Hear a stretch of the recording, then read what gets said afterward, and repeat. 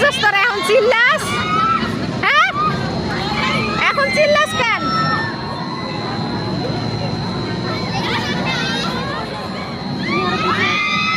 এখন চিল্লানো যাবে না, মানা করছিলাম না উঠতে।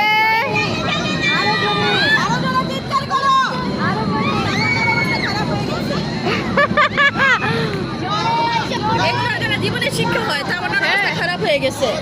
আদনান আদনান আদনান আর স্বাধীন কই?